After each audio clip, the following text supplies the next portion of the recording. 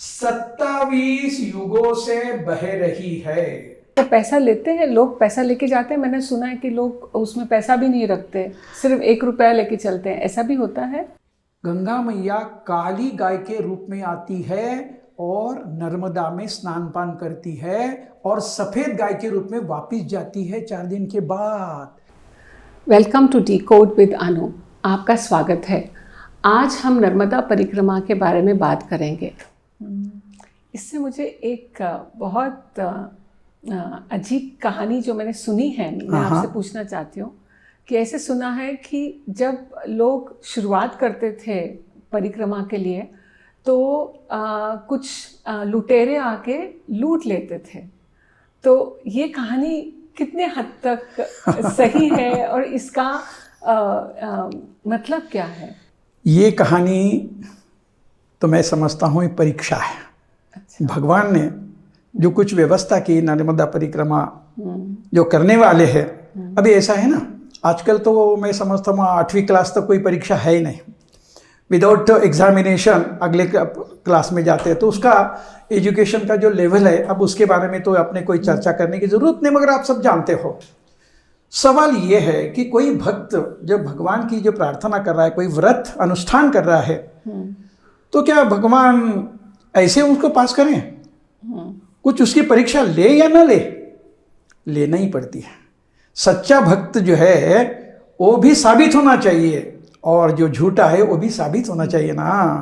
तो इसलिए ये जो लूटने की प्रक्रिया बताई गई है ना, एक समय हम डरते भी थे और आज के समय में अब कुछ रही भी नहीं है लूटने की प्रक्रिया। मगर मैं समझता हूँ नर्मदा परिक्रमा के बारे में सबसे महत्वपूर्ण कोई बात है यदि है तो ये लूटने की प्रक्रिया जो है ना, ये समझ लेना चाहिए। अच्छा, मतलब बहुत इंटरेस्टिंग है फिर। बहुत इंटरेस्टिंग है, मगर उसके सिवाय मुझे जो दर्शन हुआ ये सब लूटने का, तो मुझे तो ऐसा लगता है, आप मानो या ना मानो, कि हम कलयुग के लोग हैं, मगर ये द्वापर युग के लोग नर्मदा किनारे अभी भी रहते हैं। ऐसा कैसे हो सकता है? हाँ, तो इसलिए बहुत अच्छा सवाल आपने पूछा है और मुझे बताने में बहुत आनंद होता है कि ये नर्मदा किनारे जो अभी भी लोग जो है ना, ये द्वापर युग के लोग हैं। एक युग के पहले से लोग वहाँ, वो संस्कार उन पे है। तो ये लूटने की प्रक्रिया हम जब समझ लेते हैं तो उसका जवाब उसमें मिल जाएगा। लूटने की प्रक्रिया जो है ना, बहुत कड़ी है, कड़क है बहुत। क्या होता है, जो पुरुष जाता है ना, उसके पास का सब, ये काठी, ये सैक, हमारा शर्ट, हमारी लुंगी, सब लूट लेते हैं। हमारा बनियन भी निकाल लेते हैं। हमारी जो बस अंडरवेयर रहती है, वो अंडरवेयर सिवाय कुछ हमारे पास नहीं रहता है। और दूसरे दिन हमें चलना है। अब जब दूसरे दिन हम चलेंगे तो क्या बोलेंगे? तो भगवान का नाम लेके बोलेंगे, भगवान अभी जो कुछ है वो तू है। जिस माया का हमने सहारा लिया, जेब में पैसे लिए, हमारे पास बहुत साधन सामग्री थी, सोने के लिए, खाने के लिए, दवाई थी। ये तो मैंने सुना है कि चश्मा, मेरा चश्मा मेरे भाई को या मेरे बीबी को काम नहीं आएगा, मगर वो भी चश्मा निकाल के तोड़ देते हैं। और आपकी गोली जो है दवा की, वो भी गोली लेते छोड़ देते। अब जब तुम्हारी ऐसी अवस्था होती है, जब कुछ तुम्हारे पास नहीं है, तुम्हारा चश्मा तुम्हारे पास नहीं है, तुम्हारे पास गोली नहीं, तुम्हारे पास कपड़ा नहीं है, कुछ भी नहीं है, फिर भी तुम्हें परिक्रमा करनी है, तो आप क्या बोलते होंगे? भगवान अब तू ही। तो हमारा विश्वास जो है, जो नहीं था भगवान पे, इसलिए तो हमने पैसे साथ में लिए, इसलिए तो सब हमारे पास दोस्त हमारे साथ चलते, क्योंकि हमें भगवान से ज्यादा, मैया से ज्यादा हमारे दोस्त का और हमारी ये जो कुछ साधन सामग्री हम साथ में लेके जाते हैं, उसका विश्वास ज्यादा है। तो भगवान जब परीक्षा लेते हैं तो हम पास भी हो जाते हैं। किसी की परिक्रमा उसके कारण टली नहीं, कोई घर वापस नहीं आया, आगे चलते चलते रहा, और आगे का आश्चर्य और आश्चर्य है, वो भी सुनना है। जब हम आगे चलते हैं ना तो लोग तुम्हें इतना देते हैं, तुम्हारा एक शर्ट गया है क्या, 10 शर्ट ले लो, तुम्हारा एक ब्लैंकेट गया है क्या, 10 ब्लैंकेट ले लो, तुम्हारी इतनी दवाई गई क्या, इतनी दवाई ले लो, जो चाहे उतनी सब चीज वह आपको मिल जाती है। तो ये हिसाब अब लगाओ, तुम्हारा गया कि देखो ऐसा है कि जब हम परिक्रमा पे निकलते तो हमारे पास जो सामान जो रहता है, जो सैक है, पे है, वो है, इसकी कीमत आप लगाओ, कितनी कीमत होगी, कुछ भी नहीं, कुछ भी नहीं। मगर जब आपको मिलता है 10 टाइम्स मिलता है, लेके आ सकते हो आप। तो मैया जब तुमसे ये ऐसी लूट करवाती है ना तो तुम्हारी परीक्षा लेती है, जो पास होता है उसकी परिक्रमा पूरी होती है। और वैसा तो सुना नहीं है कि कोई डर के वापिस आया, कहीं ये सब लोगों को मालूम था, इसलिए लोग उसकी तैयारी करके चलते हैं। अच्छा, हाँ चलते हैं। मगर उससे बेहतरीन और जो अनुभव है वो मुझे बताना, मुझे वो यदि नहीं बताया मैं तो मुझे अच्छा नहीं लगेगा। जैसे मैं आपने बताया कि द्वापर युग के लोग वहाँ रहते हैं, और वो बताने के लिए आगे का जो है वो बताना जरूरी है। जो लूटते हैं, देखो महिला की साड़ी भी आधी तुमको फाड़ के देते हैं और आधी रख लेते हैं अपने बीबी बच्चों के लिए। ये सब करने के बावजूद भी एक छोटी सी झोपड़ी में रहते हैं वो। तो जो परिक्रमा करने वाला है उसको मूर्ति बोलते हैं या महाराज बोलते हैं। अच्छा। तो मूर्ति को अंदर सुलाते हैं और अपने बच्चे बीबी और माताजी पिताजी है वो झोपड़ी के बाहर ठंडी में सोते हैं। तो तुम्हारी सेवा लूटने के बावजूद भी वही की जाती है। और आगे की बात बताना है तो बहुत अविश्वसनीय बात है। देखो गरीबी इतनी है वहां कि लोग दिन में एक बार खाते हैं। ये मैं कहता हूं पेट भर नहीं, मगर दिन में एक बार खाते हैं। घर में 2-4 बच्चे होते हैं, माँ बाप होते हैं, और जो पति पत्नी है वो है। घर में 7-8 लोग रहते कम से कम, झोपड़ी एक रहती है, और बच्चे हैं घर में, इसलिए शाम के लिए एक रोटी बचा के रखते हैं। और जब कोई मूर्ति आता है उसको लूटते भी है, तो रोटी कौन देता है? यही लोग देते हैं। यही लोग रोटी देते हैं।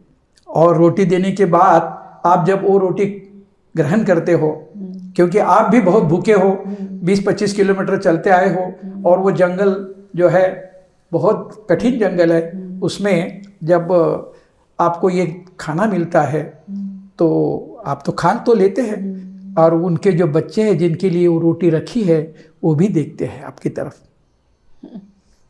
अब उनके मन में क्या आता होगा विचार? हम ये सोचेंगे कलियुग के लोग कि देखो हमारी रोटी खा रहा है, मगर वो कलियुग के लोग नहीं है, वो द्वापर युग के लोग हैं। वो कहते हैं भूखा रहने तो हमारे जीवन का रोज का संघर्ष है, भूखा रहना हमारे लिए कोई बड़ी बात नहीं है, मगर आज के हम जो आज भूखा रहने वाले हैं उसमें हमें प्रसन्नता है, क्योंकि आज कोई परिक्रमावासी जो मैया का रूप है उनके लिए, वो आज हमारे जो रोटी है हम उनको दिला सके, तो वो उनका आनंद, ये उनका संस्कार है। आज चल के जो बच्चा अपनी रोटी उसके माँ ने उसकी रोटी वो मूर्ति को दी है, तो वो संस्कार उसके ऊपर हो गया। यही लड़का जब बड़ा होता है तो वही काम करता है। पिताजी ने सिखाया है लूट करो, माताजी ने सिखाया है रोटी दे दो। तो ये अपने बच्चों के मुंह की रोटी देने वाले लोग भी यहाँ ही मिलते हैं। तो इसलिए द्वापर के लोग, मैं कहता हूँ उनको वापस विश्वास, हम वापस वहीं आ रहे हैं। हाँ, विश्वास के सिवा कुछ भी नहीं। एक विश्वास यदि है तो सब कुछ है, यदि विश्वास नहीं तो सब कुछ। भाऊ, जब आप परिक्रमा कर रहे थे, क्या आपको नर्मदा मैया के दर्शन हुए? और हमने सुना है अश्वत्थामा के भी दर्शन होते हैं। सवाल तो अच्छा है, मगर मेरे पास उसका जवाब जो अलग है। हाँ, हो सकता है कि वो जवाब में और कुछ आपको ज्ञान प्राप्त होगा। पहले तो मैं ये बात साफ करूं कि मैं नर्मदा मैया के दर्शन नहीं कर पाया। मुझे नहीं दर्शन हुए, ना अश्वत्थामा के ना नर्मदा मैया के। और ये विचार से मैं बहुत चिंतित था। परिक्रमा मेरी अब समाप्त होने वाली थी, 8-10 दिन बचे हुए थे, मालूम नहीं 8 या 10। तो ऐसे में जब मधु घाट पे मैं मुकाम पे दे रहा, तो वहाँ के जो महंत को मैंने यही सवाल पूछा था, महंत जी मैं सोच रहा हूँ कि मुझे दर्शन तो नहीं हुए ना नर्मदा मैया के ना अश्वत्थामा के, तो मेरी ये परिक्रमा सफल समझूं मैं या असफल समझी जाएगी, क्या है उसका मतलब क्या है? तो महंत जी ने जो मुझे जवाब दिया वो सिर्फ परिक्रमा के लिए मर्यादित नहीं है, वो तुम्हारे जीवन के लिए भी वो काम आएगा। और इसलिए मैं बताना चाहता हूँ, और मुझे इसका दुख नहीं है कि मुझे नर्मदा मैया का दर्शन नहीं हुआ। यदि होता तो बहुत आनंद से मैं बता सकता था, मगर नहीं हुआ। इसलिए मेरे जैसे बहुत लोग हैं जिनको ना अश्वत्थामा का दर्शन हुआ ना मैया का दर्शन हुआ, उनके लिए भी ये जवाब बहुत ज़रूरी है सुनने के लिए।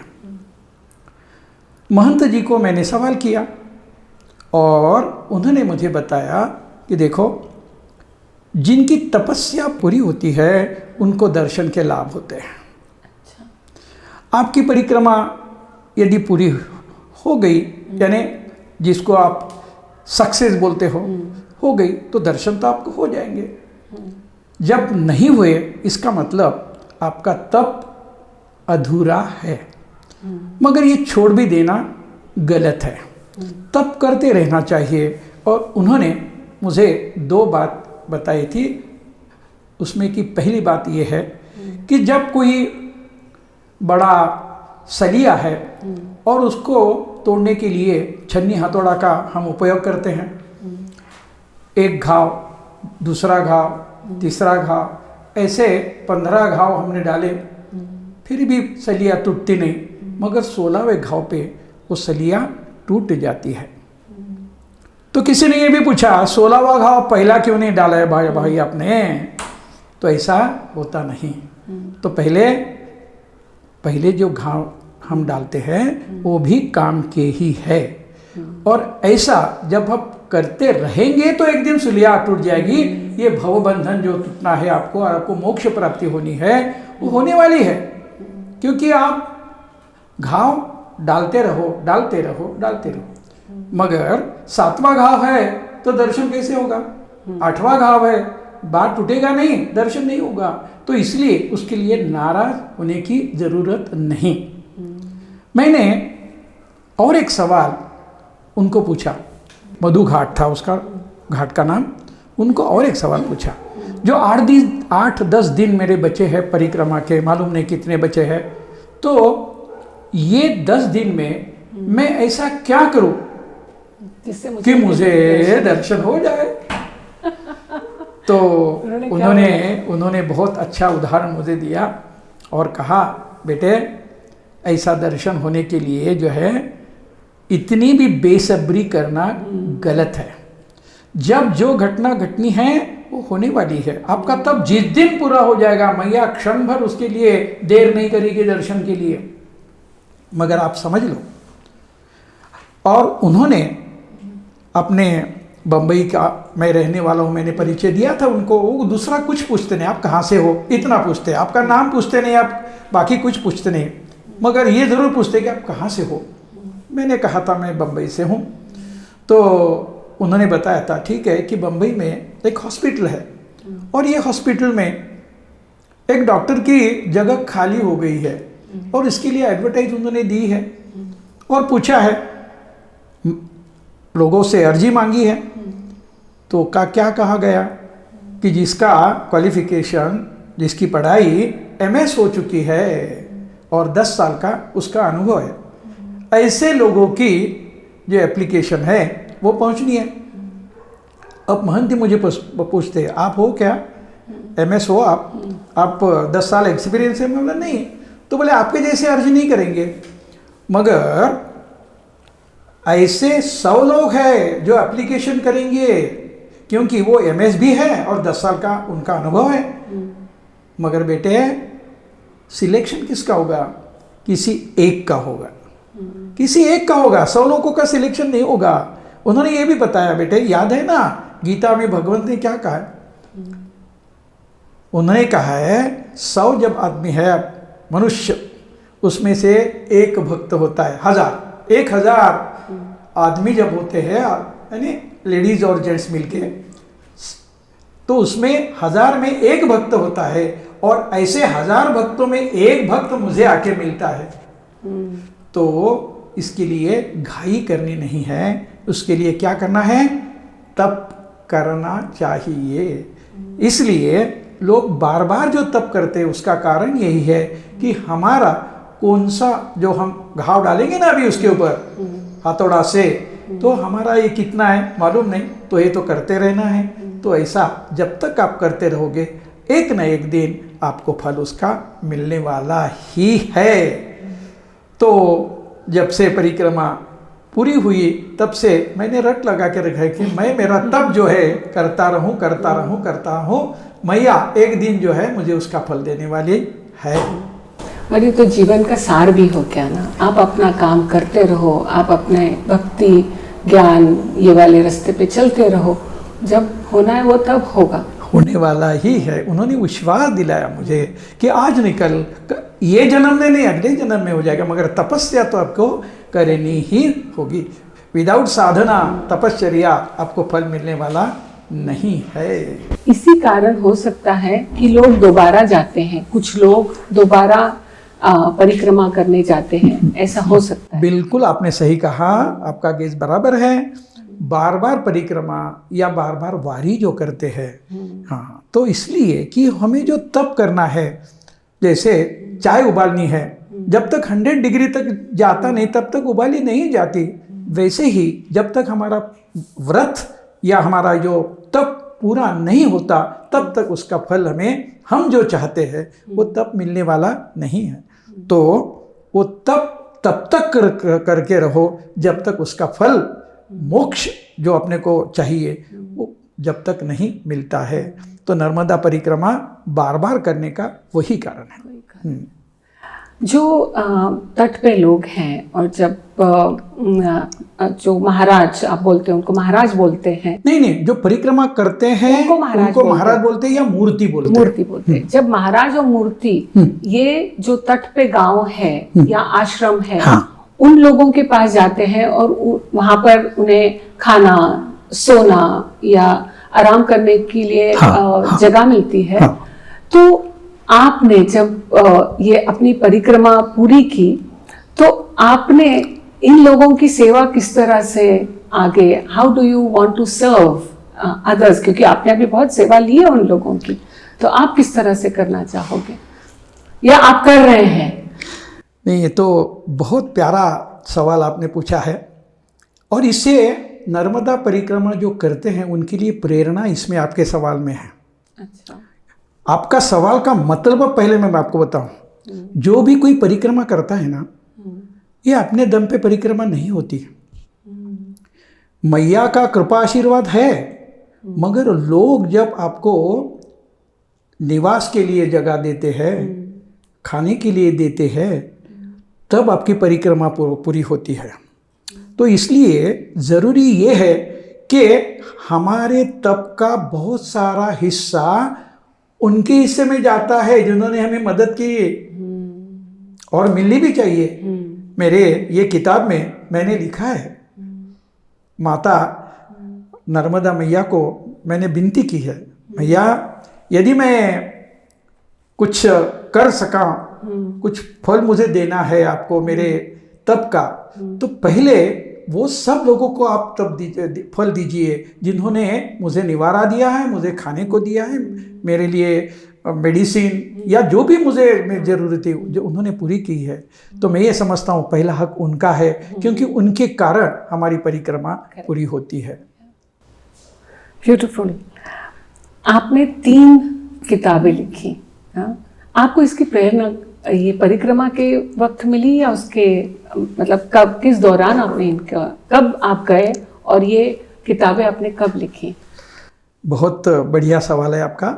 उसका कारण ऐसा है ना कि आजकल सभी लोग जो है परिक्रमा करते हैं और उसके बाद अपना अनुभव जो है ऐसे किताब के द्वारा वो लोगों तक पहुंचाने की कोशिश करते हैं। अच्छा। मेरी कोशिश इस तरह की नहीं। अच्छा। मैंने 2008-2009 25 नवंबर 2008 4 अप्रैल 2009 ऐसे 1 से 131 इतने दिनों में परिक्रमा मैंने पूरी की। परिक्रमा जाने के पहले मैं संतों का आशीर्वाद बहुत जगह जाके लिया है।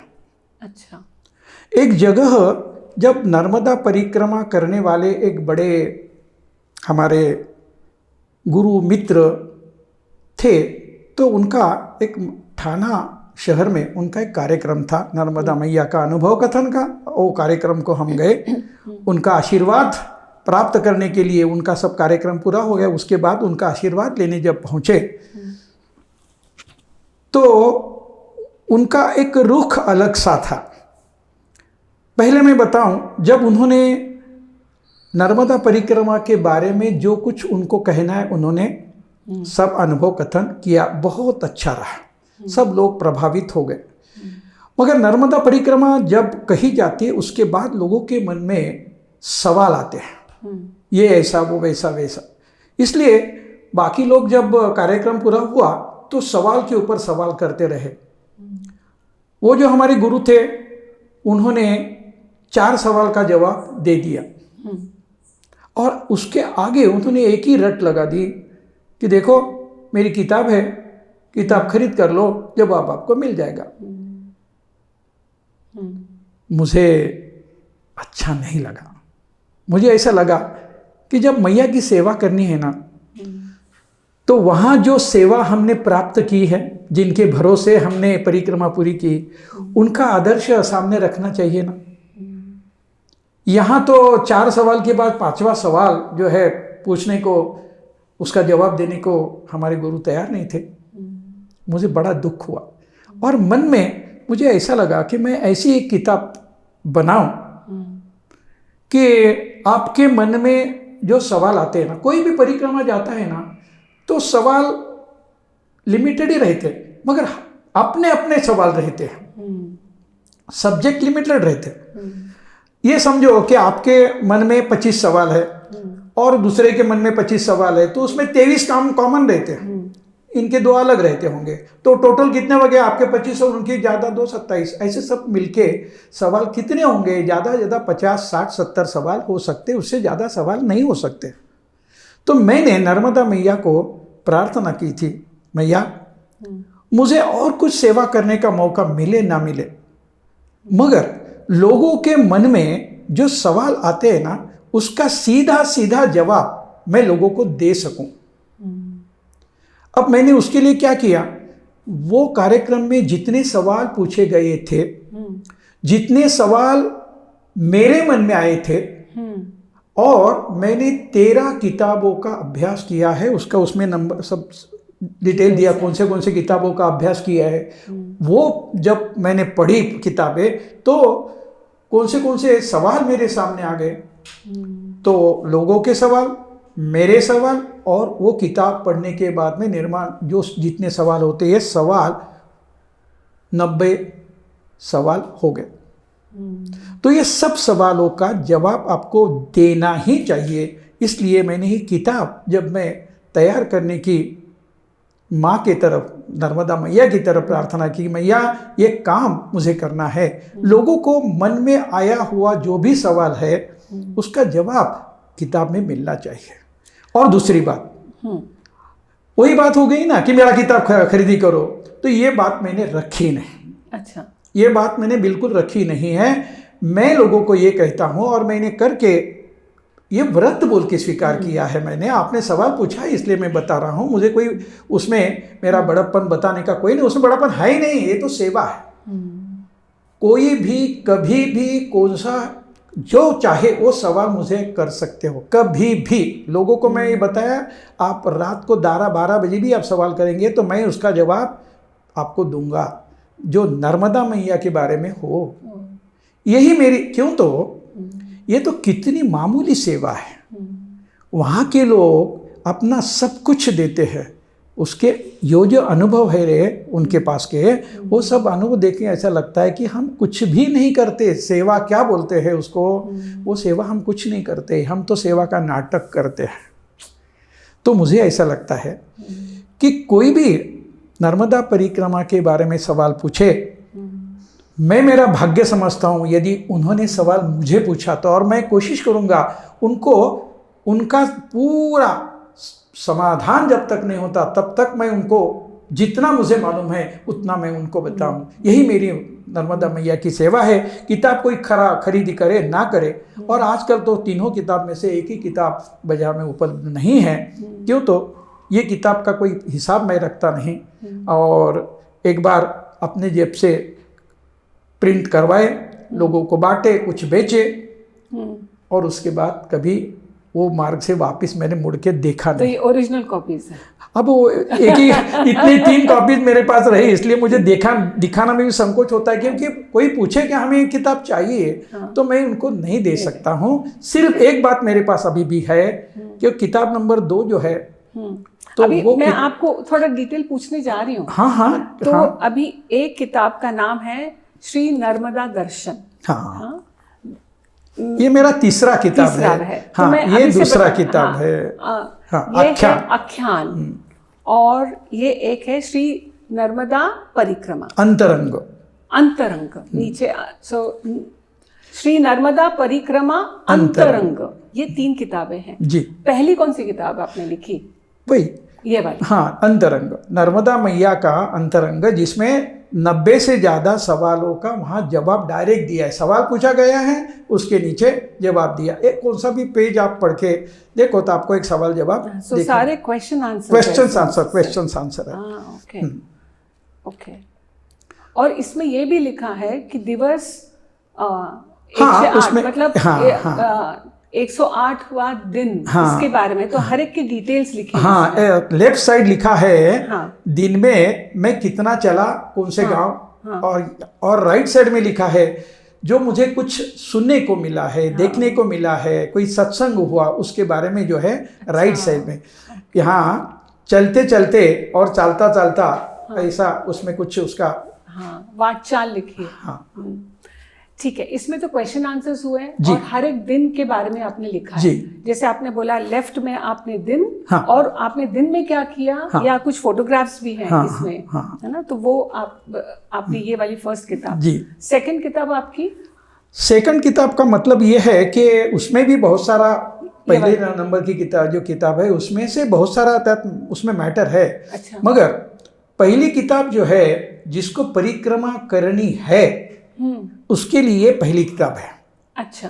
और दूसरी किताब जो है जिनको परिक्रमा करनी नहीं है मगर अपने घर का जो सदस्य परिक्रमा जाने वाला है उसको परमिशन तो देना है ना, तो परमिशन देने के लिए उनका समाधान होना चाहिए। अच्छा। तो वो घर में रहने वाले लोगों के लिए, पर्टिकुलर घर में रहने वाले लोगों को, वैसे तो परिक्रमा जाने वाला वो भी उसका इस्तेमाल कर सकता है, मगर मैंने सामने वो लोगों को रखा है कि जिनको परमिशन देनी है, इसलिए उसका नाम आपने आख्यान। वैसे उसका नर्मदा परिक्रमा का ही सब वर्णन है, मगर उनके लिए उसमें और एक बात है, उसमें पंच परिक्रमा का उसमें तफसील दिया है। अब ये पंच परिक्रमा क्या है, ऐसा आप सवाल पूछेंगे तो उसका जवाब ये है कि नर्मदा मैया जो है वहाँ अनेक घाट है। नर्मदा मैया किनारे अनेक घाट है। हर एक घाट का पुराण में कोई स्टोरी आहे, गोष्ट ज्याला आपण म्हणतो, गोष्ट आहे। मग त्या गोष्टीचा थोडा तरी 4 ओळीमध्ये यानी घाट घाट की परिक्रमा, ये घाट का नाम ऐसा क्यों है, ये घाट का नाम ऐसा क्यों है, इसमें क्या हुआ है, तो ये सब बताने वाली पहली परिक्रमा है, उसकी घाट की परिक्रमा बोल सकते हैं आप। दूसरी परिक्रमा है दर्शन परिक्रमा, और ये दर्शन परिक्रमा में जो साधु संत नर्मदा किनारी है अभी भी, कुछ लोगों ने तो आज नहीं है, वो जब थे तो उनके बारे में कुछ लिखा गया है। ये दूसरी दर्शन परिक्रमा हो गई। अच्छा। तीसरी परिक्रमा जो है ये ऐतिहासिक परिक्रमा है। आप जान के आपको भी खुशी होगी कि नर्मदा किनारे बहुत सारे राजे हो गए हैं। जैसे मंडूगढ़ पे रूपमती का महल बताते हैं, वहाँ भी जो एक मुस्लिम राष्ट्र था, राजा था, उसकी कथा है। फिर जबलपुर के ऊपर तुम्हारी रानी उनका भी एक कथा है, तो उनका भी इतिहास में तो थोड़े में कहना है तो ये सब ऐतिहासिक जो भी ये है नर्मदा किनारे जो हो गया है। जैसे सबसे बेहतरीन और सबसे महत्व का विषय है अहिल्या देवी जी का। थोड़ा कहूँ, मुझे अहिल्या देवी के लिए कहने के लिए तो खूब अच्छा, बहुत बहुत अच्छा लगेगा, क्योंकि अहिल्या देवी नर्मदा मैया की अवतार है। मेरा विश्वास है अहिल्या देवी होळकर ये नर्मदा मैया का अवतार है। नर्मदा मैया अमरकंटक से जो अरबी समुद्र जिसको बोलते हैं, उसको हम रत्न सागर बोलते हैं या सिंधु सागर कहते हैं, उसका नाम सिंधु सागर था। सिंधु नदी उसमें मिलती है ना, इसलिए उसका नाम सिंधु सागर था, जो आज अरबी सागर बोल के बोलते हैं। तो उसमें मैया समाप्त हो गई है। तो ये पूरे इसमें उतना ही लोगों का नर्मदा मैया भला करेंगी ना, कल्याण करेगी ना। मगर उसने सोचा कि मैं पूरा भारत भर कुछ न कुछ काम करूं, तो उसने आख्यान में आप अहिल्या देवी बोल रहे हैं कि नर्मदा मैया का रूप है। इसके बारे में और बताएं, आपको क्यों ऐसे लगता है? अहिल्या देवी का जब आप फोटो देखेंगे तो आपको उनके हाथ में शिवपिंड का नजर आएगा। हाँ, मैंने देखा है। और नर्मदा मैया का कोई भी फोटो देखो, और फोटो में नर्मदा मैया का हाथ में शिवपिंड हमेशा रहती है। तो शिवपिंड धारण करने वाली दो देवियां है, एक नर्मदा मैया है और दूसरी अहिल्या देवी है। अहिल्या देवी के बारे में जरा और तफसील में हम चर्चा करेंगे, मगर ये किताब के बारे में और तीसरी किताब के बारे में ये चैप्टर पूरा करके अहिल्या देवी की तरफ हम थोड़ा चिंतन करेंगे। तो ये किताब में और कुछ बताना है मुझे। हाँ, ये तीसरी जो परिक्रमा है वो राजा जो है, जो राजा रानी जो भी हो गए हैं, तो उनके बारे में सब लिखा है। तीसरी परिक्रमा।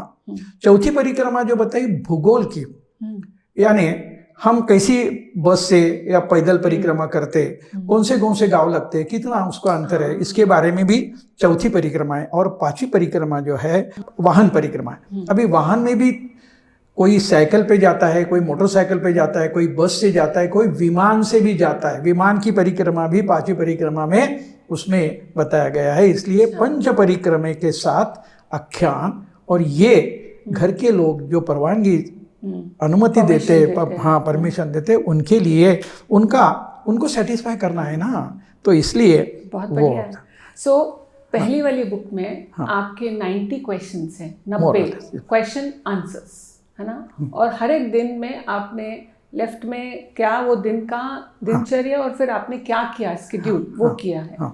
सेकंड वाले इसके अंदर आपने ये बताया है कि घर वालों को क्या इंफॉर्मेशन मिलनी चाहिए, और 5 परिक्रमाओं के बारे में इंक्लूडिंग एयर परिक्रमा, मतलब विमान से जो करते हैं उसके बारे में। ठीक है, अभी हम जाते हैं आपकी तीसरी किताब की तरफ। इसका नाम है श्री नर्मदा दर्शन। इसमें क्या लिखा है? हाँ, जब ये किताब की बात सामने आई तो ऐसा हुआ कि बहुत सारे लोग जो है नर्मदा परिक्रमा तो करते हैं, उनका कुछ तो अनुभव होता है। तो उसमें 2 बातें होती है।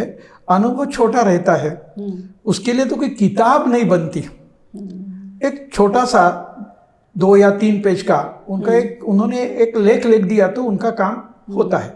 तो ऐसे बहुत सारे लोग मुझे मिले, तो उनकी इच्छा थी कि हमने जो अनुभव मैया का लिया है तो वो एक साथ क्यों ना उसका प्रकाशन करेंगे। इसलिए तीसरी किताब जो है उसका लेखक का नाम ही आप देखो, रेवा शंकर, यानी नर्मदा मैया वो काम करके ले रही है, इसलिए रेवा शंकर उसका लेखन का काम का वो किया है। अच्छा, हाँ, रेवा शंकर का मतलब क्या? रेवा नर्मदा मैया के 15 नाम जो है, 15 वो बहुत अच्छे लोग जानते हो मैया के 15 नाम।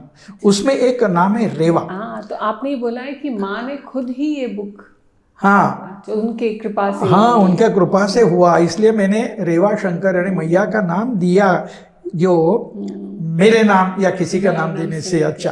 तो ये रेवा शंकर, रेवा का मतलब था बहुत अच्छा है। और रेवा किसको कहते हैं? रेवा जब अमरकंटक में निर्माण हो गई मैया, तो नेमावर उसको नाभि केंद्र बता दूं। अच्छा। हाँ, आधा और नीचे आधा, ये हिसाब से।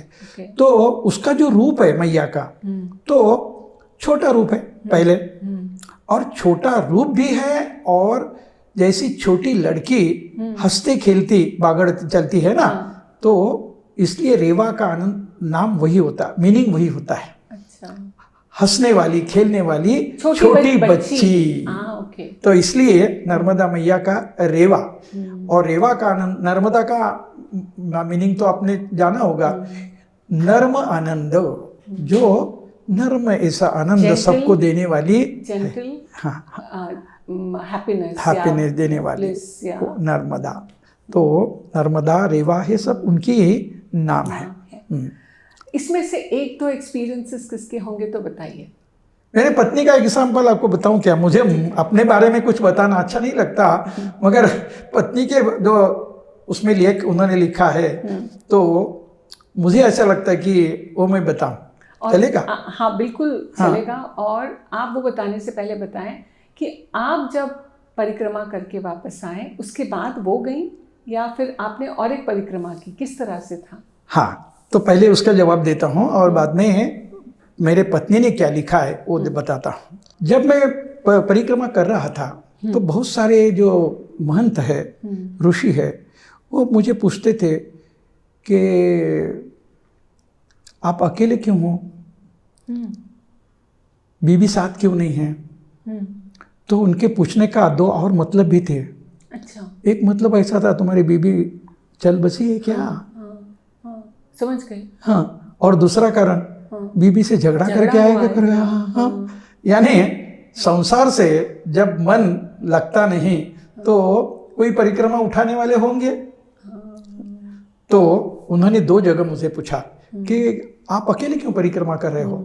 तो मैंने बताया कि मेरे पत्नी को नी रिप्लेसमेंट का उनका ऑपरेशन बाद में हुआ, तो वो चल नहीं सकती, इसलिए मैं अकेला परिक्रमा कर रहा हूँ। मगर जब मेरे पहले महंत जो मुझे मिले थे, तो उनको ही मैंने बताया था कि आप जब कह रहे हो, तो मैं ये संकल्प आपके सामने करता हूँ कि मैं अपने पत्नी के साथ छोटी गाड़ी में परिक्रमा में करूँगा।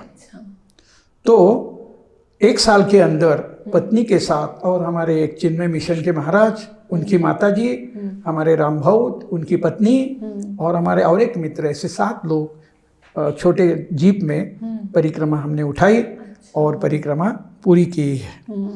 तो अब बात रही उनका जो कई अनुभव है, जो इस किताब में अपने मेरे पत्नी का अनुभव ये बताना मैं चाहता हूँ। बात ऐसी रही कि जब मैंने निर्णय लिया कि परिक्रमा अब उठानी है, परिक्रमा करनी है मुझे, बहुत दूर की बात मैं करूं तो 1957 में गोनी दांडेकर, उन्होंने उणा एकाची भ्रमण गाथा एक मराठी किताब लिखी थी। और मैं समझता हूँ शादी के पहले, मेरी शादी 74 में हो गई, उसके पहले वो किताब मैंने पढ़ी थी। अच्छा। और वो किताब इतनी दिलचस्प थी कि जब मैंने एक निर्णय लिया था कि कभी ना कभी मैं परिक्रमा उठाऊं। अब ये नहीं मालूम था कि मैं सही जाऊं या ना जाऊं। वो रिटायर होने के बाद जो कुछ मैंने संकल्प किया था, तो उसमें एक दिन एक किताब पढ़ी, और वो किताब मुझे इतनी अच्छी लगी, नर्मदे हर। तो मैंने निर्णय लिया कि परिक्रमा अब करनी है। तो शुरू हो गया विरोध घर से। और मेरी बीबी जो है वो फार्मर्स, क्या बोलते, शेतकऱ्याची मुलगी आहे। माझी बाई को। Farmers daughter. हाँ, फार्मर्स डॉटर। हाँ, क्या फार्मर्स को क्या बोलते हैं हिंदी में? किसान की बेटी है, और इसलिए वो क्या है, स्ट्रांग है। और मैं टीचर का बेटा हूँ, और इसलिए क्या हूँ, डरपोक हूँ। हाँ, तो मेरी पत्नी जो है वो बता रहे क्या बात कर रहे हो आप? क्योंकि जब तक 74 टू 2007 यानी 26 और 7 33 साल हो गए थे ना शादी होके, वो मुझे अच्छी तरह से जानती थी। इसलिए बोले तुम्हारा जैसा डरपोक आदमी परिक्रमा क्या उठाएगा, आप उसका नाम मत लो। अच्छा। और वाकई में वो मेरे से अच्छी स्ट्रांग है, मैं उतना स्ट्रांग नहीं हूँ, बिल्कुल सही बात है। और इसलिए उसने मुझे परमिशन नहीं दी। और शायद इसलिए आपने ये वाली बुक आख्यान लिखी कि घर में कोई समस्या हो तो ये किताब पढ़े और लोग permission they. Okay, please continue. तो आगे चल के अब क्या करना है, तो मैंने एक तय किया कि देखो, ये तो मैं मानता हूं कि नर्मदा परिक्रमा बहुत कठिन है, बहुत कठिन है। 3000 किलोमीटर, सब अनसर्टन है। खाना कब मिलेगा, मिलेगा क्या नहीं मिलेगा, कहाँ सोएंगे आप, किसके पास घर में जाके सोएंगे, कौन तुमको सहारा देगा, ये सब सवाल है। और इसका जवाब नहीं मिल सकता वैसे। मगर एक बात मुझे ऐसी लगी कि चलो बाकी सवाल का जवाब मैया देगी, मुझे अपना जो सवाल है तो उसका जवाब ढूंढना है। तो मेरा सवाल क्या था मेरे लिए कि मैं इतना चल पाऊं या नहीं। दिन में मुझे कम से कम 20 से 25 किलोमीटर चलना है, और इतना मैं चल पाऊं या नहीं, ये मुझे टेस्ट करना था। तो मैंने अपने बीबी को कहा, देखो मैं वारी को जाता हूं, आळंदी टू पंढरपुर, और वारी में यदि मैं सक्सेस हुआ, मैं वारी पैदल पूरी कर सका, 260 किलोमीटर है, ज़्यादा अंतर नहीं है। रोज कम से कम मोर और लेस 20-25 किलोमीटर है। आनंदी टू पुणे थोड़ा ज़्यादा है, पुणे टू सासवड़ सबसे ज़्यादा है, उसमें दिवा घाट है। ये सब पैदल चलना है और प्रिडिक्टेबल है, वहाँ सपोर्ट सिस्टम है, गारंटेड, एवरीथिंग इज गारंटेड। इतना होने के बावजूद भी मुझे चलने की क्षमता है या नहीं, ये मुझे खुद को टेस्ट करना था। और आपने वारी भी 16 बार की? जी, वारी भी 16 बार मैं कर सका। तो 2008 में वारी करने का जो कारण है वो नर्मदा मैया है। तो वहां से इंस्पिरेशन, वहां से, हाँ। तो मैंने, वो भी जरूरी है, आगे का तफसील सुनना है। तो मैंने वारी जब की और पंढरपुर में जब मैं पहुंचा तो मैं मिसेस को वहां से फोन किया, देखो मैं सक्सेस हो गया, अभी अब मैं कर पाऊंगा। घर आया, क्योंकि मैंने ये कबूल किया था कि यदि मैं वारी नहीं कर पाया तो मैं नर्मदा मैया के परिक्रमा का नाम नहीं लूंगा। मगर जब मैंने वारी कर दिखाई तो मेरा हक बनता है कि मैं अभी परिक्रमा उठाऊं। फिर भी मेरे मैया मिसेस का बिल्कुल विरोध था, नहीं, परमिशन मिल रही नहीं है। और शास्त्रों में ये कहा है, जब आप शादीशुदा हो तो आप अपने बीबी की परमिशन लेना जरूरी है। अच्छा। क्यों? तो नर्मदा परिक्रमा जब आप उठाते हो, ये संन्यास काल कहा जाता है, उसको कुटीचक संन्यास बोलते हैं। कुटीचक का मतलब? कुटीचक यानी तात्पुरता, for some time you have to, संन्यास्त जीवन आपको जीना है। ओके? तो उसके लिए बीबी की परमिशन जरूरी है। और यदि बीबी नहीं तो आपके ऊपर हक किसका बनता है? माँ का, माँ का। तो शंकराचार्य जी ने अपने माँ का परमिशन ही प्राप्त किया था। हाँ, तो जरूरी है, यदि आपको जाना है तो माँ की परमिशन प्राप्त करो, नहीं तो बीबी की। और मेरी बीबी तो परमिशन देने के लिए बिल्कुल तैयार नहीं थी। लेकिन अभी क्यों नहीं थी? क्योंकि आपने तो कंप्लीट किया, 260 किलोमीटर आप। अब उसका भी जवाब जो है मैं दे नहीं पाता, क्योंकि उनका विरोध यही था कि मैं बहुत डरपोक आदमी हूँ और मैं ये संभाल नहीं सकूँगा। नर्मदा परिक्रमा करना उतना आसान नहीं है। क्यों, ये भी बताना जरूरी है। बहुत सवाल आपका अच्छा है। सवाल अच्छा है कि जो किताब मैंने पढ़ी और मुझे प्रेरणा मिली परिक्रमा करने की। तो मुझे ऐसा लगा कि आज चलते परिक्रमा करने के लिए। बीबी बोली ठीक है, मैं किताब पढ़ती हूँ। तो बीबी ने वही किताब पढ़ी। तो उन्होंने क्या कहा किताब पढ़ने के बाद कि देखो नर्मदा परिक्रमा ये सामान्य माणसाचं काम नहीं। अच्छा, मतलब ऑर्डिनरी आदमी का काम। सुपरमैन, जो सुपरमैन है उसका ही काम है। आप सुपरमैन नहीं हो, मैं आपको परमिशन नहीं दूंगी। अब सवाल पैदा हो गया कि मुझे तो जाना है और वो तो अट बैठी है और उसके परमिशन बिना मैं परिक्रमा उठा नहीं सकता, तो क्या करें। तो इसके लिए हम जो 4 मित्र मिलके परिक्रमा उठाने वाले थे उनके घर में हमने एक मीटिंग बुलाई थी डोंबिवली में। अच्छा। और डोंबिवली में जब वो मीटिंग बुलाई तो हमारे एक मित्र आए थे जो लोगों को बड़ी बस से 55 सीटर 50 सीटर की बस से लोगों को परिक्रमा करवाते, धर्माधिकारी बोल के है। तो वो आए और उन्होंने पूछा कि मेरे मिसेस को कि आप परमिशन क्यों नहीं देते। तो उनको जवाब जो को देना था उन्होंने दिया। फिर उन्होंने बहुत अच्छे 2 सवाल किए मेरे बीबी से और मुझे परमिशन मिली। बोलिए। तो 2 सवाल ये थे। उन्होंने पहला सवाल मेरे बीबी के पूछा कि आप क्यों नहीं जाती, जब इतनी आपको अपने पति की चिंता है तो आप जाइए उनके साथ। तो बोले नहीं मैं नहीं जा सकती। चलो पहला सवाल तो ऐसे चला गया। फिर दूसरा सवाल जो है जो उसने किया, देखो ये आदमी, ये जीव एक परिक्रमा करने के लिए, एक पुण्य कर्म के लिए बाहर पड़ रहा है, पढ़ना चाहता है। आप उसके पैर खींच के पाप क्यों कर रही हो। मुझे परमिशन मिल गई।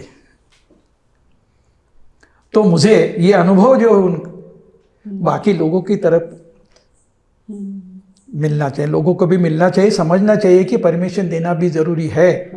हाँ बिल्कुल जरूरी है। तो बीबी की परमिशन चाहिए। तो फिर उन्होंने खुशी खुशी दे दी। खुशी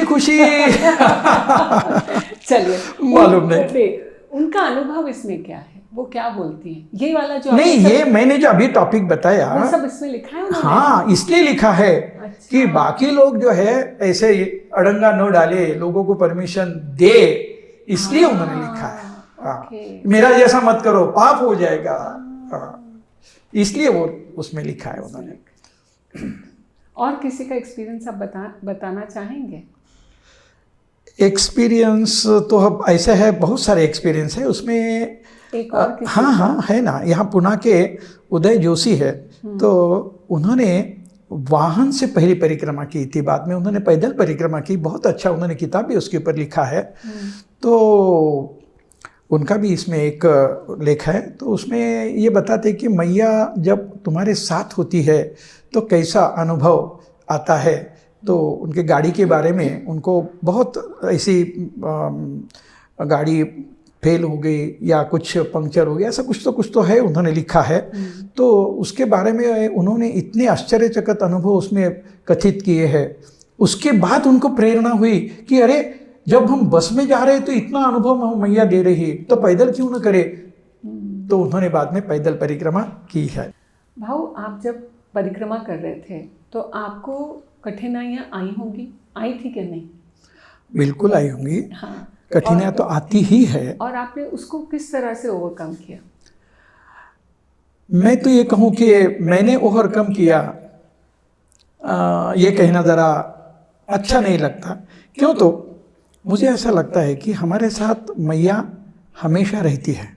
मैं 2 अनुभव जो है यहाँ से बताना चाहूँ।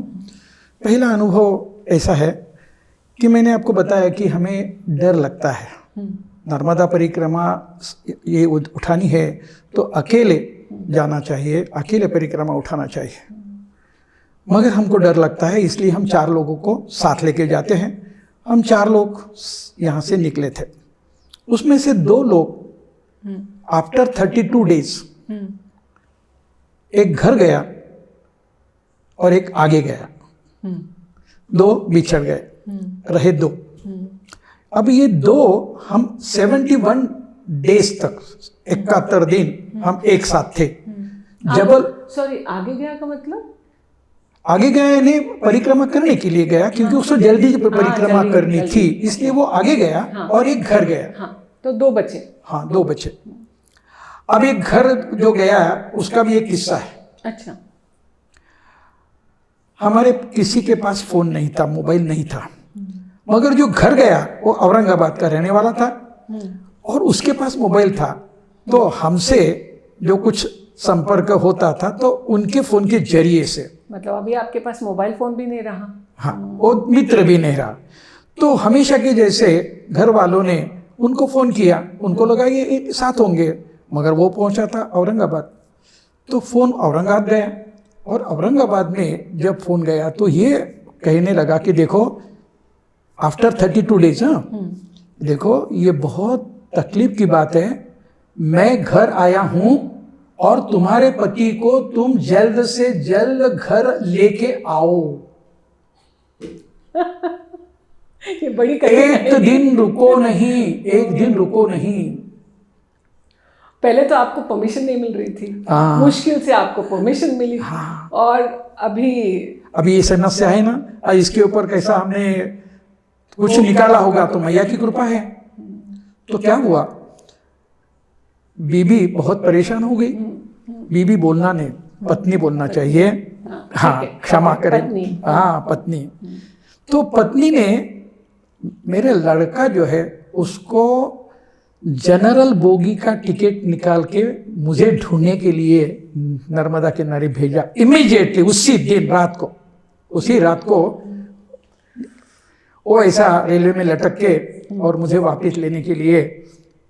मेरे पास तो कोई संपर्क का साधन नहीं था, मगर हम जब हमारे पास मोबाइल नहीं है तो एक काम करते थे, 2 दिन के बाद, हर 2 या 3 दिन के बाद लैंडलाइन थी ना, लैंडलाइन 2008 की बात है, लैंडलाइन थी जब, मोबाइल भी थे, लैंडलाइन भी थी।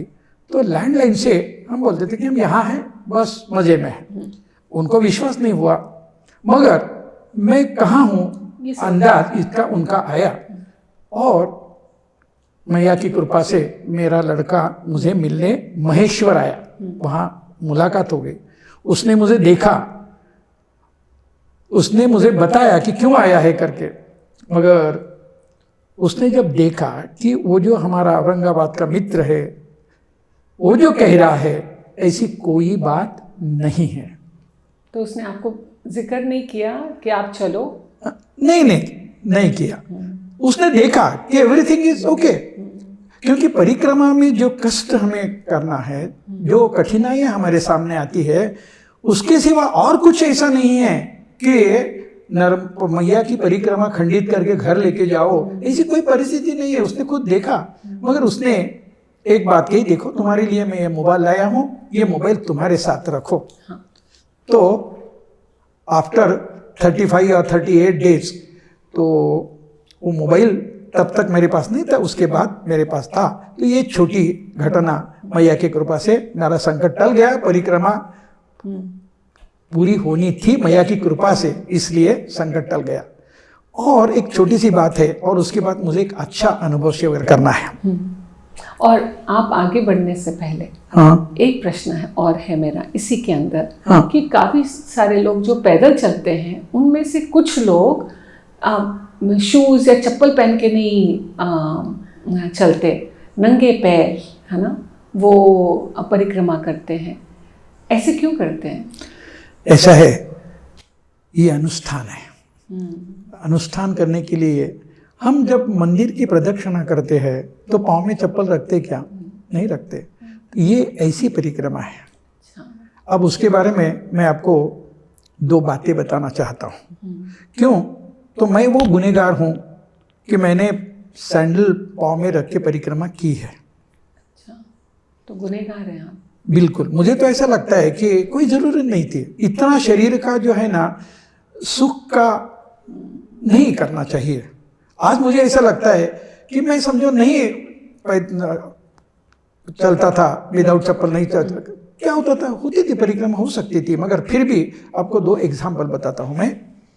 हमारे ग्रुप में, हमारा जो आळंदी पंढरपुर वारी का ग्रुप है, उसमें एक डोंबिवली के सज्जन थे हमारे मित्र, पिंपळे उनका नाम था। 6 लोग एक साथ चलते थे, बड़े अच्छे लोग थे। उनके घर में श्री राम का मंदिर है, तो बहुत भाविक है, भगवान भक्त है। तो जब 2008 साल में जब मैंने वारी की, तो वारी में उनको बताया कि मैं परिक्रमा करने जा रहा हूँ। अभी तक परमिशन तो नहीं मिली थी, मगर जा रहा हूँ।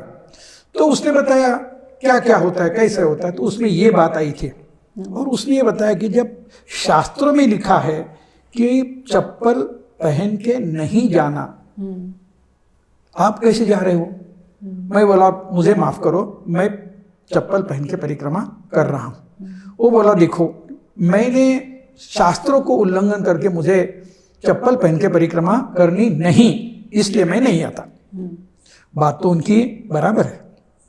मगर जब 2009 साल में परिक्रमा पूरी होने के बाद जब मैं नेक्स्ट ईयर गया, तो उनको ये लगा कि इनके साथ में यदि परिक्रमा करके चप्पल पहन के परिक्रमा तो मेरी परिक्रमा एटलीस्ट हो जाती। तो मैंने उनको जो लगा, एक बात पे जब हम अड़ के रहते हैं, डट के नहीं ये नहीं करना है, तो ये जो बड़ा काम होने वाला था वो काम छोटा काम से कारण रुक गया उनके लाइफ में। मैं समझता हूँ he is no more, exactly मुझे मालूम नहीं, फिर भी मुझे ऐसा लगता नहीं है। तो उनकी परिक्रमा तो रह गई। किस लिए रह गई? कि हमने एक बात पे जो है हम अट गए। अब दूसरी बात बताता हूँ चप्पल के बारे में।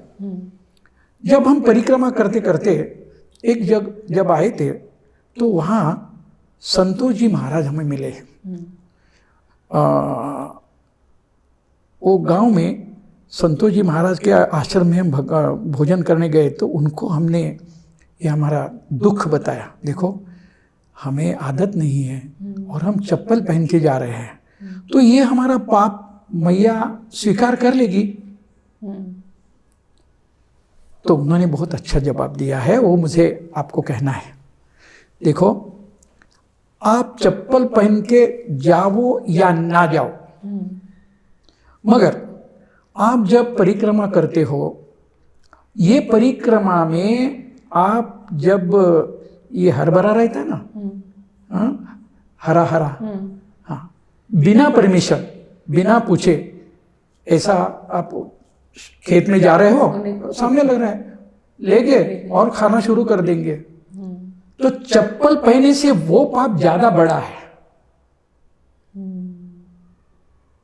तो सोचो कि आपको परिक्रमा, और एक उन्होंने बात बताई थी कि ठीक है तुम्हें जब इतना बोझ लग रहा है उसका, तो मैं और आपको एक बताता हूं बात।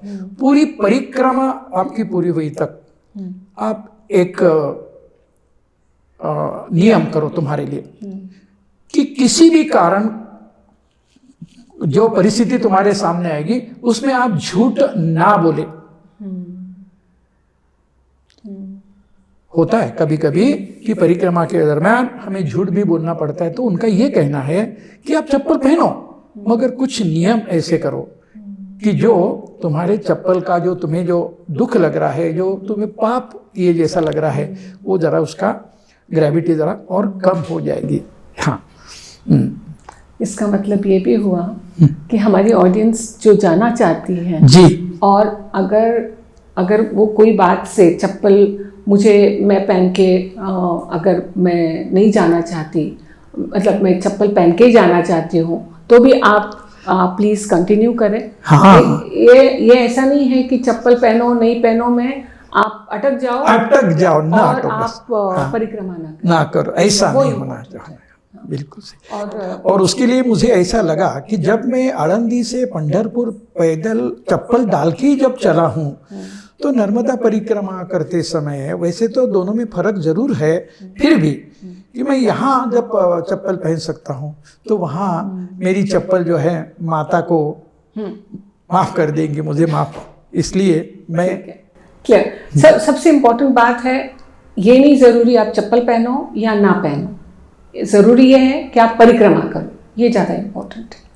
और झूठ ना बोलो पूरे, और किसी का लूट के न खाओ। हाँ, किसी का लूट के ना। और मैंने कभी वैसे भी नहीं खाना चाहिए, वैसे भी खाना नहीं, मगर बहुत सारे लोग जो है ना ये तुअर की है होती है ना, सेंग होती है, तुअर की दाल, हाँ वो भी बहुत लगता है बीच में खेतों में, और हरभरा लगता है, तो लोग लेके चलते हैं। तो चोरी हुई ना, चोरी हुई, किसी को पूछे बिगर आप जब उसको अपने हाथ से करते हो तो चोरी हो गई। तो मुझे ऐसा लगता है कि मैंने वो कभी काम किया नहीं, और इसलिए मैया जो है मेरी चप्पल रामकृष्ण। हाँ ठीक है, आपने एक कठिनाइयाँ बताई, दूसरी वाली कठिनाइयाँ बताइए। दूसरी वाली कठिनाइयाँ जो है वो बड़ी दिलचस्प है मेरे लिए। तो बात थी उस दिन गुरुवार का दिन नहीं था, ये मुझे ज़्यादा याद है, और बड़वाह से चवन आश्रम मेरा सफ़र चल रहा था, और मुझे ये पता था कि चवन आश्रम जो है जंगल में है। जो ये उत्तर तट की बात है, बड़वाह से चवन आश्रम का दिन था। तो जब तक रास्ता ठीक था हम चलते गए, आगे चल के कौन से टर्न पे जंगल में जाना है ये हमारे सामने बड़ी समस्या थी, और हम चिंतित थे और मैया को प्रार्थना कर रहे थे कि कुछ मदद मिले तो ठीक है। रास्ते में लोग नहीं होते? जंगल की बात है, हाँ होते हैं, मगर जब जहाँ आप रुके वहाँ कोई आया बताया तो ठीक है ना, रुकना पड़ेगा, और शाम का समय, हाँ शाम का समय है। तो उस दिन ऐसा हुआ कि कोई बड़वा से एक आदमी साइकिल पे आया और मुझे देख के रुक गया, और वो बोला कि आज तो गुरुवार नहीं है, वैसे मेरा गुरुवार का दिन होता है चवन आश्रम जाने के लिए, आज मुझे मालूम नहीं क्या हुआ, वैसे मैं 3 बजे निकलता हूँ घर से, मगर आज 5 बजे मुझे मैया ने बताया कि तुम चवन आश्रम में चले जाओ।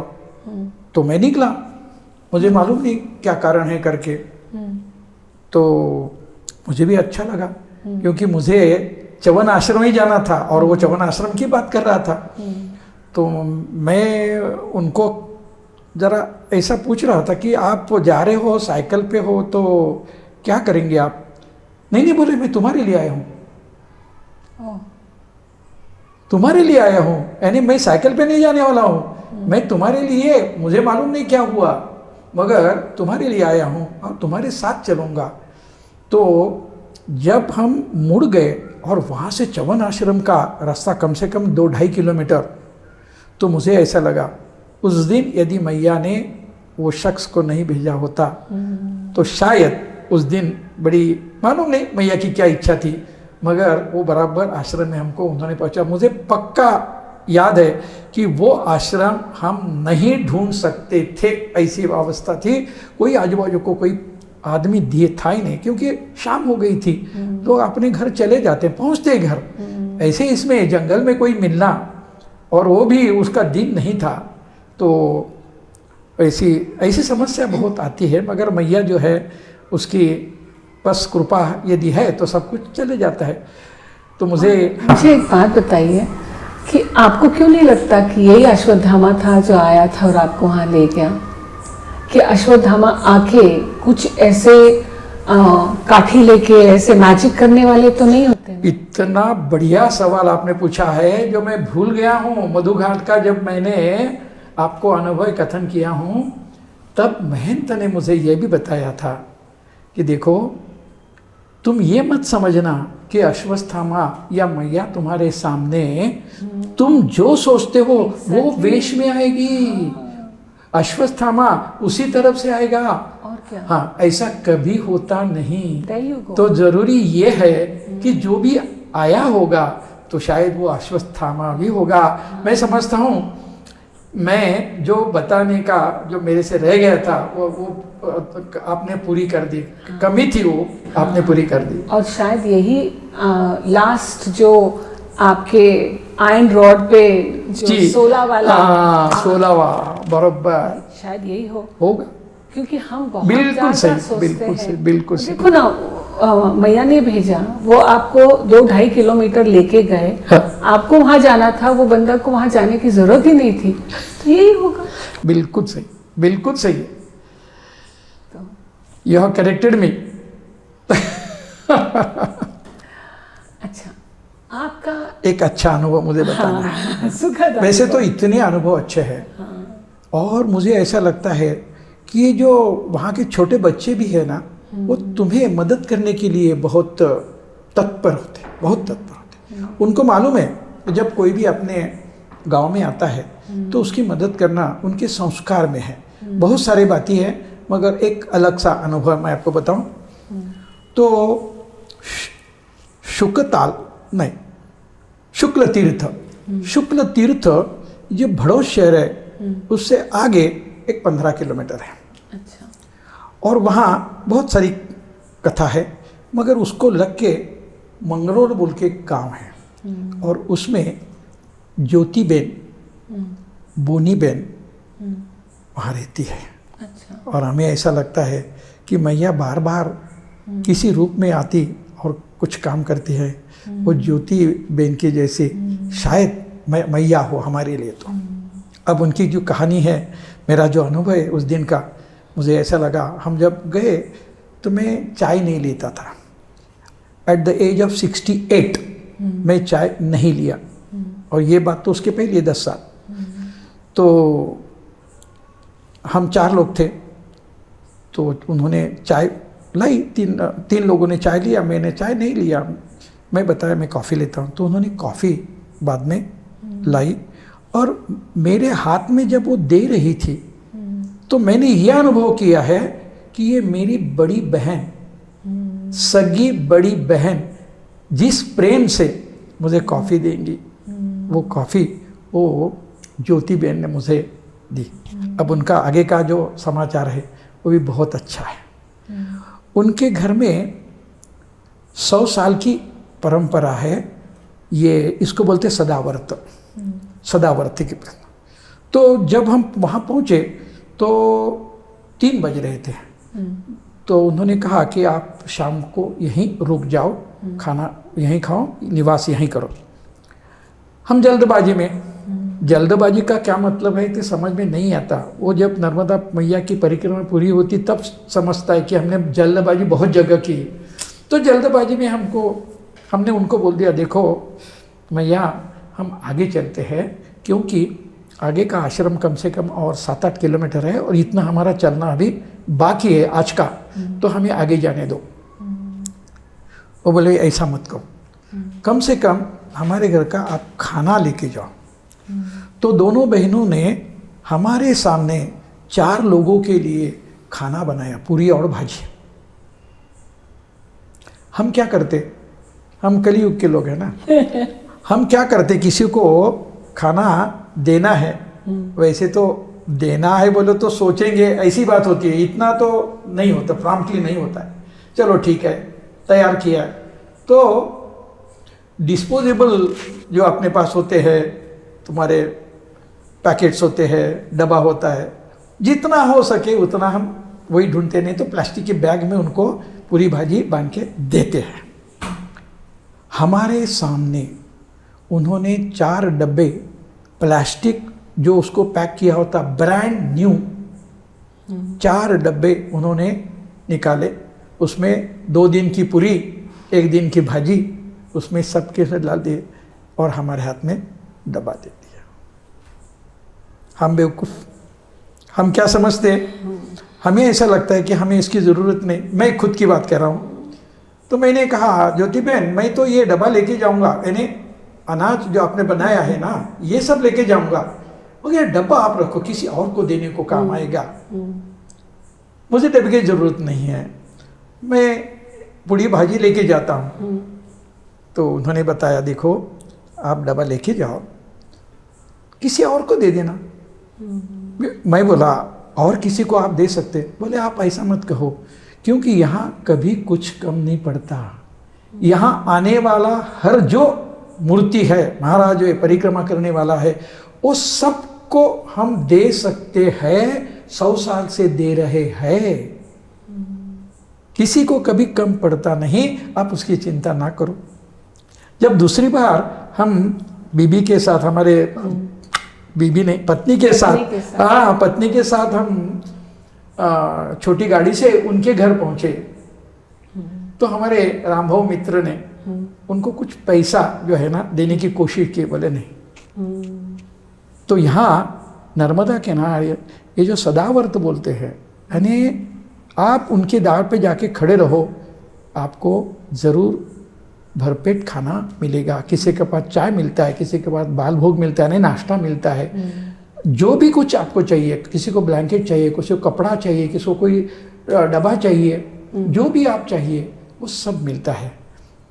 तो नर्मदा किनारे जब लोग परिक्रमा हम करते तो ऐसा लगता है कि इनका हमारा रिश्ता क्या है, नाता क्या है। एक दिन के लिए हम उनके पास गए, उन्होंने भगवान के जैसी हमारी सेवा की, क्या हमारा पुण्य होगा पिछले जन्म का। तो यही मुझे दो बातें इसमें से जो बहुत पसंद आ रही हैं। एक है कि बरकत, बहुत अबंडेंस है, बहुत बरकत है, दिल बड़े हैं, दिल ही बड़ा है, चाहे थोड़ा क्यों ना हो लेकिन दिल बड़ा है कि आप ले जाओ, किसी और को दे देना, लेकिन यहाँ से अब खाना और डब्बा ले जाओ, मीन्स उनको अच्छे से देना था, तो बरकतें हैं। दूसरा मुझे ये भी महसूस हो रहा है आपकी बातों से कि कम्युनिटी जो हम बोलते हैं, तो ये रिश्ते जो हमारे हैं ये दिल के रिश्ते हैं, बिल्कुल ये इंसानियत के रिश्ते हैं। वहाँ पर और कोई डिस्क्रिमिनेशंस नहीं है ना। तो ये बहुत सुंदर बात। इससे भी बढ़िया आप जब ये बात कह रही हो ना, तो मुझे याद आया और एक बताऊं मैं, तो जबलपुर के आगे सक्री बोल के 48 किलोमीटर है, पहाड़ के नीचे एक छोटा सा गांव है, जहाँ हमारे मित्र जो है हमसे, जो एक मित्र जो रहा 71, हाँ, तो वो आगे गया और मैं वहाँ निवास करने का सोच के वहाँ रहा। तो उस दिन मुझे ऐसा लगा कि ये बहुत गरीब लोग हैं, गरीब लोग हैं, शायद खाना मिले ना मिले, आज बिस्कुट खा के रहेंगे। तो मैं रुका वहाँ, मगर मैंने देखा कि जो रूम हमारे लिए उन्होंने बनाई थी वो कलर, वाइट कलर उसको दिया था, हाँ, और उसके ऊपर कुछ पेंटिंग थे, हाँ, वो भी उनके गांव वाले, और अंदर 2 रूम्स थे, 2 रूम में एक दिया जल रहा था। वो भी कैसा, पुराने ज़माने में बिटको दंत मंजन आती थी, तो उसकी कांच की ऐसी छोटी सी बरनी रहती थी, हाँ, तो उसमें ये डाल के कपास की जोत डाल के, हाँ, उसके ऊपर जो घास राखेल का दिया जलता है ना, वो दिया, एक ही दिया 2 रूम के बीच में। अब उसके ऊपर वो माता खाना पका रही है और यहाँ मुझे खाना खाना है। तो जब मेरे सामने खाना आया जो मैंने एक्सपेक्ट बिल्कुल नहीं किया था, तो मैंने देखा ये क्या है। जो कुछ मुझे लग रहा था वो चावल भी नहीं लग रहा था, मगर चावल के जैसा है, मगर समथिंग अलग है, और उसके ऊपर दाल उसने बराबर की। तो मैंने पूछा ये क्या है, बोले ये कोदो है। कोदो क्या है? कोदो इज हेल्दी फूड। आज जो हमारे पंतप्रधान जो ये करते हैं ना, ज्वार और बाजरी इसका का जो कर रहे हैं, तो उसमें का कोदो नंबर 1 है। तो जबलपुर के ऊपर 250 किलोमीटर के एरिया में ये लोग कोदो खाते हैं। वो क्या कोदो है? वो चावल का बारीक चावल होता है, सस्ता होता है, वो गरीब लोग जो है देते हैं। तो उन्होंने मुझे दिया, तो मैंने पूछा कि मुझे दिखाओ। सुबह जब मैं, अभी तो मुझे समझ में नहीं आ रहा क्योंकि दिया एक ही है और वहाँ तक कोई लाइट नहीं था। तो दूसरे दिन मुझे उन्होंने दिखाया कोदो है, मगर उनकी घर की परिस्थिति आपको मैं यदि कहूँ तो आपको पता चलेगा कि नर्मदा मैया के किनारे लोग कैसे काम करते हैं। मैंने उनको पूछा कब से आप कर रहे हो? तो बोले 20 साल हो गए। और 20 साल का रजिस्टर उन्होंने मुझे दिखाया। जो भी मूर्ति आता है वहाँ तो रुकता है, नाम लिखता है, अपना खाना खाता है, सब करता है। अब घर की परिस्थिति क्या है मैया, आप समझ लो, वो बहुत ज़रूरी है। घर में पति पत्नी है, एक पिता है, 2 बच्चे हैं, 5 लोग हैं। अब 2 बच्चे में से बड़ा बच्चा जो है वो जबलपुर गया है मजदूरी करने के लिए। घर में यहाँ कुछ नहीं है, क्यों? वो लोहार है। अब ये सोचो, सकरी जैसा छोटा गांव, जिसमें कम से कम 20-25 घर होंगे और कुछ नहीं, झोपड़ी। लोहे का काम निकलेगा कितना, कितना आप काम करोगे, कितना पैसा कमाओगे, और लोगों को खिलाना है तो पेट नहीं भरता। इसलिए बड़ा लड़का जो जा गया है मोल मजदूरी करने के लिए जबलपुर में, छोटा बच्चा स्कूल में जाता है, क्यों? दोपहर की खिचड़ी मिलती है उसलिए। पत्नी जाती है खेती में काम करने के लिए और मजदूरी करके लाती है, और कुछ काम आ गया तो पिता और ये लोहार का काम दोनों मिलके काम करते हैं।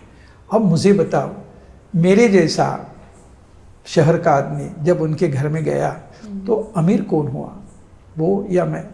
यदि मेरे द्वार पे वो आके खड़ा रहा तो क्या मैं उसकी सेवा करूं?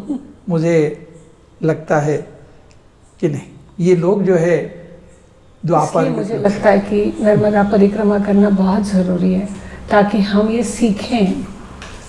बिल्कुल सही कह रही है आप, मेरे मुंह की बात कर रही है आप। मुझे ऐसा लगता है कि लोगों ने ये सुनना है तो परिक्रमा करने के लिए सुनना है ना, देखना है, एक्सपीरियंस करना है। जी जी, बहुत ऐसे बहुत अनुभव है। ऐसे अनुभव तो बहुत है, कम से कम 20 अनुभव ऐसे मैं बता सकता हूँ कि तो हमारे गरीब से गरीब लोग, गरीब से हमारे दिल बहुत छोटे हैं। हमारे दिल बहुत छोटे, बहुत छोटे। हम कैलकुलेट करते हैं, हर बात कैलकुलेट करते हैं। अभी ये देने के बाद हमें क्या मिलेगा, या इसको या हम पूछेंगे आप खाना खा के आए? हाँ, या खाना खाने जा रहे हो, या जा रहे हो, तो ये बात है। यही सीखने वाली बातें हैं। बहुत इसलिए जो आप बोलते हो ना कि जब वापस परिक्रमा करके जब इंसान वापस आता है तो फिर जाना ऐसे लगता है।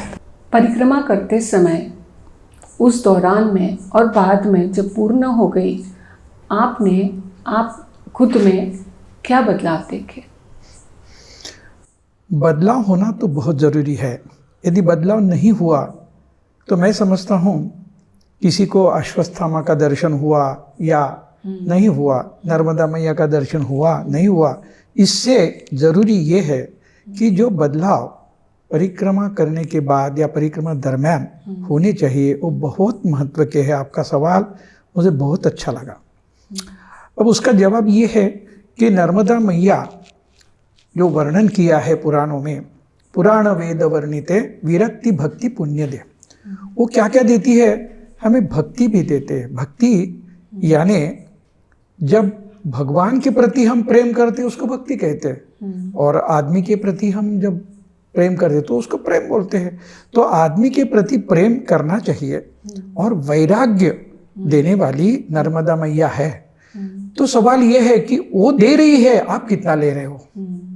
तो मैंने कोशिश ये की है कि भक्ति और वैराग्य, पुण्य के बारे में उतना मैं गंभीर नहीं हूँ, मगर भक्ति और वैराग्य के बारे में मुझे ऐसा लगता है कि मैं परिक्रमा जब से कर रहा हूँ, मेरी परिक्रमा अभी भी चालू है। ये ज़रूरी नहीं कि मैं नर्मदा मैया के किनारे में जाके परिक्रमा करूँ, मगर परिक्रमा का उद्देश्य जो है पूरे जीवन में वही तत्व, वही जो अनुष्ठान आप कर रहे हो उसके जो नियम है उसका पालन करना, और मैं वो करने की कोशिश कर रहा हूँ। और इसका कारण परिक्रमा है। जैसे मैंने बताया आपको, भक्ति और वैराग्य। वैराग्य जो है वो ज़्यादा ज़रूरी है।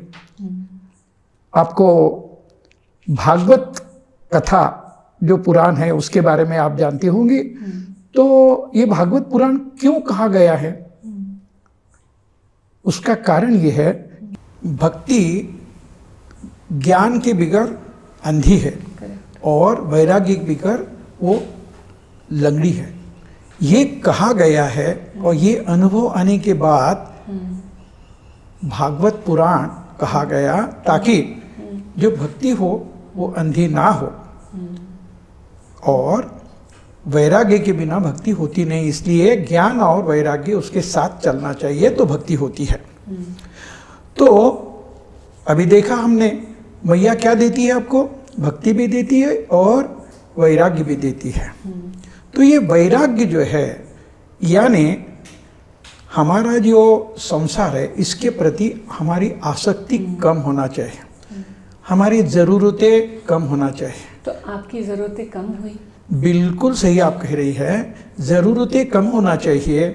हमारी जो आशा, अपेक्षा, आकांक्षा ये सब है, ये कम होना चाहिए।